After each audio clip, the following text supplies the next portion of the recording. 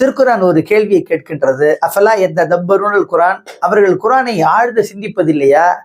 இறைவன் அல்லாதவரிடமிருந்து இது வந்திருந்தால் இதில் ஏராளமான முரண்பாடுகளை அவர்கள் கண்டிருப்பார்கள்.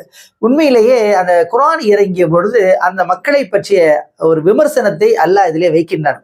அவர்கள் நீங்கள் சொல்வதை சரியாக அவர்கள் கேட்பதில்லை, குரான் கூறக்கூடிய வாழ்வியல் நெறிகளை அவர்கள் பார்ப்பதில்லை, சமூக ஒழுங்குகளை அவர்கள் கவனிப்பதில்லை, அரசியல் விடும்பங்களை பற்றி அவர்கள் கவனத்தில் கொள்வதில்லை என்பதை இறைவன் இங்கே சுட்டி காட்டுகிறான்.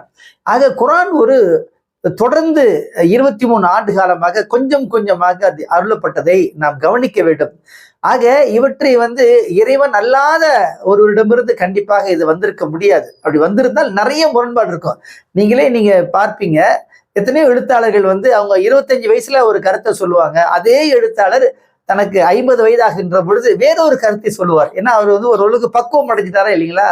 அப்போ அந்த 25 வயசுல சொன்னதெல்லாம் அவரால் ஜீரணிக்க முடியாது, அவராலே ஏற்றுக்கொள்ள முடியாது. அப்படி நம்ம பல பேரை பார்க்கணும். ஆனால் குரானையும் நீங்கள் எடுத்து பார்த்தீங்க, குரானை நாம் எடுத்து பார்த்தோம் என்று சொன்னால் ஆரம்பத்திலிருந்து இறுதி வரை அது சரியான முறையிலே, தொடர்ச்சியான முறையிலே அது இணைக்கப்பட்டிருப்பதை நாம் பார்க்க முடியும்.